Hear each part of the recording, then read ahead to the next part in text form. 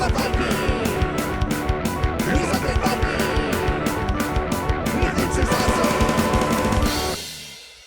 everybody, this is me, the Undead Viking. This is Survive the Horde. Survive the Horde is just what it says here. Survive the Horde, it is a zombie party game. This is for a bunch of people. As you can see, it is for 2 to 8 people. It is a little bit of a mature game. It does say 17 or older on the age. I played it with my daughter. Yeah, maybe I shouldn't have, but just you might want to take a look at the art and decide whether or not it's good for you or not for you. It is a little politically incorrect in a few places, but I'm a big boy. I can handle that. But regardless, Survive the Horde is all about each person basically trying to survive the zombie apocalypse and survive longer than everybody else at the table. You're going to get a character card, and then you're going to draw zombie cards, and hopefully you defeat zombies, and you get these survivor cards that help you out. It is a very, very fun game to play, and it is extremely straightforward. It actually says it takes about 5 minutes to learn. I'd say it takes even less than 5 minutes to learn. But let's go ahead and show you how to play the game, and then we'll come back here and I'll give you my final thoughts. Alright, this is set up for Survive the Horde. Now, each person's going to get one of these little player cards, and so I've only have the one right in front of me just to kind of show you how the game is played.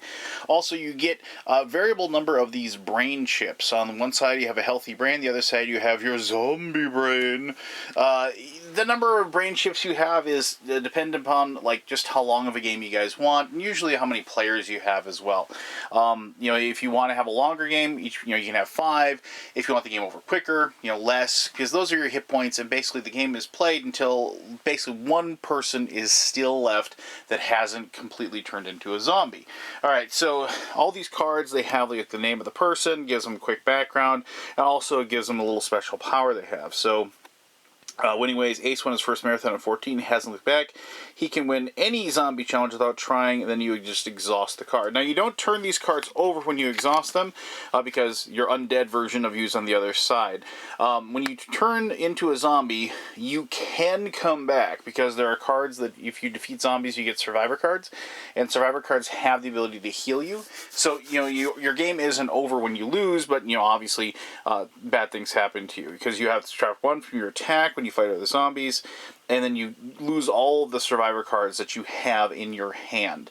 So if you have anything good, it goes into the discard pile, and then you got to rebuild yourself. So you don't necessarily aren't going to lose, but chances are you will. Now, each one of these obviously is just like a person, and then they have like the fun little back stories of each one, and obviously the zombified version of each. You hand out these randomly, give them, have people pick, however you want to do it. Pretty straightforward. Give everybody their brain chips, and then the game begins. You figure out whoever is going to be the first player, and what you're going to do on your turn is you're going to draw a zombie card. You're going to do what the zombie card tells you, and then if you succeed at whatever the zombie card is telling you, usually a challenge or killing a zombie, you get to draw a survivor card. You can have up to 5 survivor cards in your hand at any one time. If you ever get a 6th card, you have to either discard or play one of the cards in your hand, and then you can have back up to 5. So there are 3 types of zombie cards, and I've, of course, put all 3 of those on the top of the deck. Actually, there's a 4th one. I'll show that to you in just a little bit. But the basic versions are challenges, curses, or just a zombie. Zombie cards are pretty straightforward. You have, like, Zombie the Kid. I am the fastest draw in the West. Eating your brains is what I like best. Ho, ho, ho. Oh, you're hilarious, Zombie the Kid. But the 7 or better is what you need to roll on your dice. There are survivor cards, and I'll show you some, where people can play zombie cards to kind of hurt you, to prevent you from doing well. And they also have zombie cards that help you when you're rolling the dice. So if you roll the dice, see if I get 7 or better. I did not, so if nothing else affected that, we would take Zombie the Kid, we would put him over there, and I would turn one of my brains over to show that I had gotten hurt. Pretty straightforward. Challenges are kind of the same thing, but there are a different type of situation. So here we have the Cajun Creeps. Reminds me of the Cavity Creeps. Remember those guys? But anyway, oh no, we left the keys to their fishing boat in the gator's mouth. Now we need to roll double the firepower to get them back. Roll doubles before the person on your right can count to 10 alligator. 1 alligator, 2 alligator, 3 alligator. So you say go, and then you're trying to roll doubles, and picking up your dice. Hey, I probably would have won that one. But if you succeeded a challenge, you get to draw a survivor card. Pretty straightforward. And this card, a curse. Curses are your turn's over as soon as you draw it, and you put it next to your card. If you were to get a second curse, you just you discard one, you keep the other one. But here you have is like if you become nuclear wasted. Now survivor cards melt away when you're near. You discard a survivor card at the end of each turn. Your turn is over. Place this card next to your character card, and then attack with a 9 or higher to free yourself of the curse. So it's going to be bad, but the next time you have a battle and you get a 9 or higher on the battle, you'll be able to get rid of the curse as well. Now let me grab, there's one other type of card, and it's a zombie horde card. Here we go. Zombie horde cards are basically lots of zombies, so they have a tough defense, so you have to have 10 to defeat this one. It's like the Hooper hordes, the high-flying acrobatics of the zombie hoopers will leave you out of breath and with broken ankles. It will be hard to rebound from this loss. Yeah, there's a lot of humor, obviously, in this game. It is a party game. So zombie hordes are a little bit higher, and some zombie horde cards have, and I'll find one for you, some zombie horde cards, certain players will be immune to them. So, like this one, you have the zombie horde, the marching band, and immune player Zora. Though now a hardened zombie killer, Zora was once a clarinet-playing band geek with braces. She'll fit right in. So she would just be immune to this one and would not have to fight that particular zombie horde. Now, survivor cards come in lots of different shapes and varieties. You have things like, here are the Power Plus. You add 3 to your attack. Pretty straightforward. You have to do it before your attack. You can't do it after the fact. But you can help yourself out. Some cards will have like little specials here. Zombie fart. Pulling a zombie's finger has many uses. Use this to skip a turn or reverse the turn order. So you can see like you can mess with the game quite a bit. And of course, here you have the +1 brain card. Restores 1 infected brain. Flip 1 of the infected brain chip to its healthy side. So if you were able to, as a zombie player, and you were able to use that card, you would be able to get yourself back into the situation where you'd be able to play and possibly win.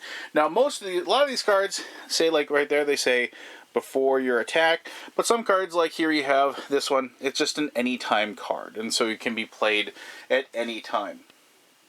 And these cards usually have something to do that affects another player. So like this is Bad Dog Brutus. His Holotrack Zombies. To any player you choose, the player you select must take the top card from the zombie discard pile and fight it. The survivor card is received if the zombie is defeated, then turn rotation returns to normal. So you can play that when it isn't your turn. Now, there are, as I said, tons of these cards. There are tons of these zombie cards. There's tons of those survivor cards. You are not going to get through the entire deck. One of the strengths of games like this is having tons of variation, lots of different options, lots of different things going on. Yes, they are variations on the same theme, but the whole point of games like this that are fast to play, that are quick to play, that are fun to play, are the whole fact is you draw a card and you do what it tells you, and then you turn it over to the next person. And then there's a lot of people trying to screw each other over constantly. And I've always enjoyed games like this.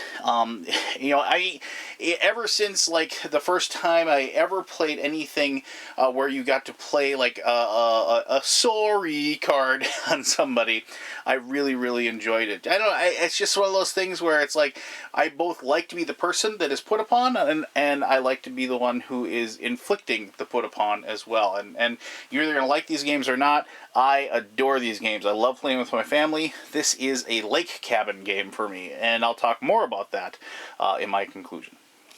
Alright, thank you very much for taking the time to learn how to play Survive the Horde. I don't know where you are that's watching this video right now, where you live, but I live in Minnesota. That is the land of 10,000 lakes. And as long as I can remember, my family has owned a lake cabin. I now have a lake cabin that I go to on the weekends during the summer.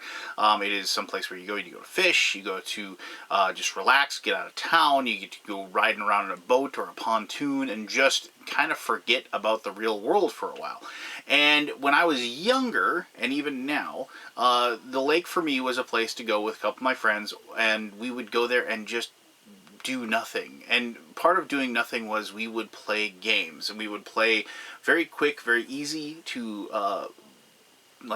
travel with games, and games that, like, if anybody else, like, around the neighborhood at the lake would come and they'd like, oh, what are you playing? And it would be something we could teach very quickly. Like, we didn't go there and play Dungeons and Dragons, just because, you can't really have somebody jump in and play, but we did go there and play games like Dungeon, or play games like Talisman. Games that, were more complex, definitely, than this game, Survive the Horde, but we were able to get people into them quickly. The other kids that were our age, and you were able to have fun and play those. Now, this is a type of game that I could get my parents to play. They probably wouldn't be the first game they'd choose, but they would understand it, and they would be ready to play it and be good to go. As I've grown older, most of my friends are of this whole game playing genre of people, if you will. And at my lake cabin, there are several people that I know that are of the same age, and we are gamers. But we still don't want to play like a 4-hour game of Dominant Species or something. We're at the lake. We're there to have fun. When the sun goes down, you kind of relax and you sit there and you start having your beverage, and you want to be able to play something to enjoy the company of the people at the table, and also, something quick and fun, where the focus really isn't even about the game anymore. It's just about the people being at the table and having a good time with them. And the game itself then is just the facilitator of that good time. And that's exactly what Survive the Horde is. No one's ever going to accuse it of being super duper in, brain taxing experience. What they're going to describe it as is a game where you're probably maybe not even going to remember the game after you get done playing it, but you're going to remember you had a good time. And that's actually a really good hallmark of a game of this type.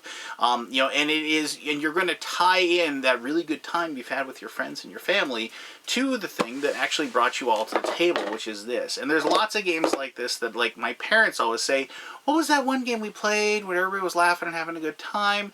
And I'll say, oh, was it blank? And they'll say, yes. Could you bring that to the lake again? And that's why games like this is what I said is a lake game.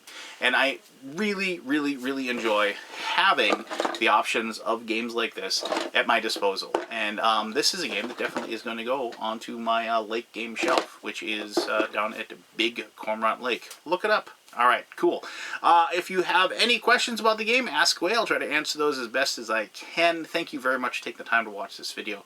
And until next time, I'm the Undead Viking, and I'm telling you to have yourself one heck of an awesome day. All right, bye-bye.